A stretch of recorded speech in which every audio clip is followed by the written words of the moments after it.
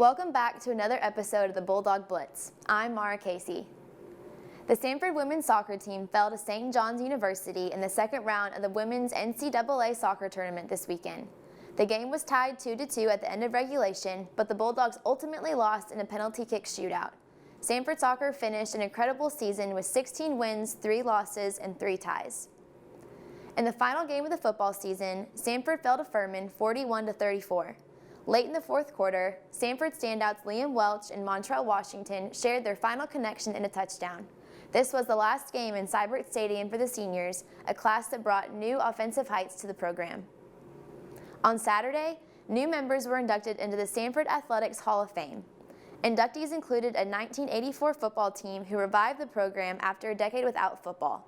The 2010-2011 women's basketball team won the school's first SoCon title and received the first bid to the NCAA tournament. Buddy Anderson, the winningest high school football coach in Alabama history, led the 1971 football team to an NCAA region championship. Norman Shorty Cooper was a football All-American at Samford and played center for the Brooklyn Dodgers. Jim Lovett was an All-American quarterback for the Bulldogs. Chandra Howard Moore was the first woman to receive a full tennis scholarship at Samford and become a professional tennis player. The Samford volleyball team advanced to the semifinals of the SoCon tournament, but lost the eventual champions, the Citadel. Several Bulldogs excelled on the court, led by Kenya McWhorter with 18 kills. Lauren Deaton and Sarah Hayes Farley had 10 kills each. Kayla Keshok also had 39 assists. McWhorter was named to the SoCon All-Tournament team. On Thursday, the men's basketball team defeated Oregon State 78-77 in a tight matchup. This game had 4 Bulldogs in double digits. Quest Glover led the team with 16 points. The Samford women's basketball team lost 56-53 to Jacksonville State Wednesday. Junior Andrea Kornoyer scored 20 points and senior Natalie Armstrong pulled down an impressive 13 rebounds. The Bulldogs dropped a game on the road Saturday against Southern Mississippi 71-66, and on Monday, the team fell short to the University of Colorado 81-48. Kornoyer was the leading scorer for the Bulldogs in all 3 games. The FCS football playoff bracket came out this weekend. Earlier today, I took a look at the matchups. The 2021 NCAA FCS Football Championship bracket was announced Sunday, and the field of 24 teams includes a few familiar names for Samford fans. Representing the Southern Conference is East Tennessee State. They clinched the 7th seed in a first-round tournament bye after winning the SoCon title. This will be ETSU's 3rd FCS championship appearance and the team's first since 2018. ETSU and Samford played an overtime thriller in September, with the Buccaneers coming out on top by a score of 55-48. The University of Tennessee at Martin earned an at-large playoff bid coming out of the Ohio Valley Conference. Martin and Samford played in September, with the Skyhawks winning 33-27. Martin plays Missouri State in the first round of playoffs.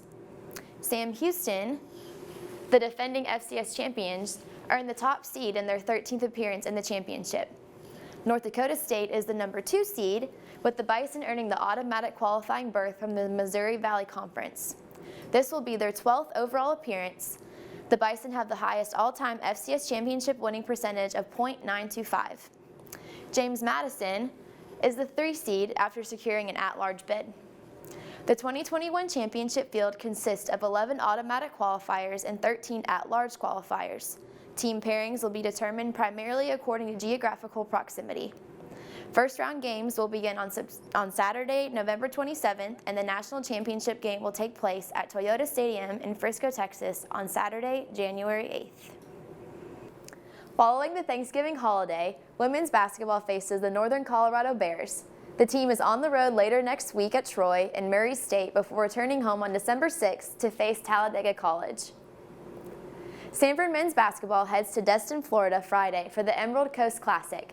They face the North Carolina A&T and the winner of St. Francis and McNeese State. Head coach Bucky McMillan said he views non-conference games as practice, and the Bulldogs look to continue to build momentum heading into conference play at the end of December. On December 3rd, the men's and women's track teams head up the road to Birmingham Southern College for the BSC Icebreaker. Grad student Jackie Barnes said the Bulldogs have worked to build their strength, endurance, and teamwork. So we've been out here We're working hard every day, about 3:15, and then we go lift 3 days a week. We've been getting ready for the season, and our workouts have actually changed this year, a little bit more intense, so we feel a lot better about our preparation. We're just really close. Everybody loves each other, and I feel like that brings something else to the table that not a lot of other teams might necessarily have. I went to West Virginia myself for a year and a half, and going from that team dynamic to this one is just a world of difference, and I think it just adds so much to our program. Alyssa Frazier, a senior on the soccer team, was this year's recipient of the SoCon Pinnacle Award. The award is given to the student athlete with the highest GPA on each championship team. Frazier excelled both on and off the field this year, as she was named first team SoCon All-Conference. Birmingham will once again be home to a professional spring football team. The Stallions return to the Iron City by way of the newly revived USFL. Birmingham will share a division with Houston, New Orleans, and Tampa Bay. The track and field team has 2 weeks left before their season officially starts.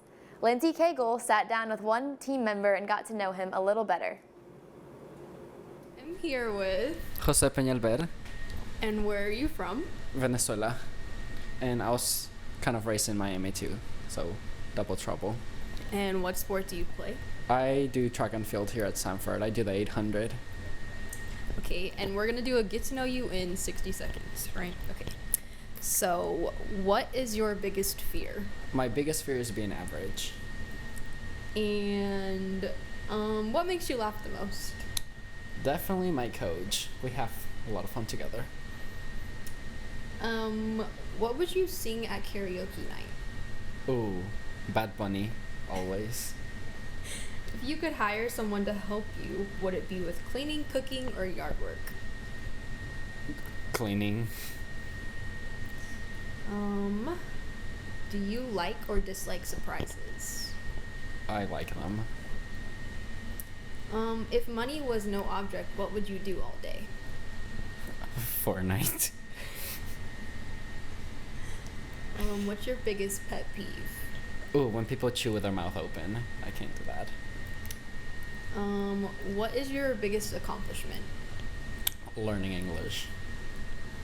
Thanks, Lindsay. On behalf of the rest of the crew, I'm Mara Casey. Thanks for watching the Bulldog Blitz.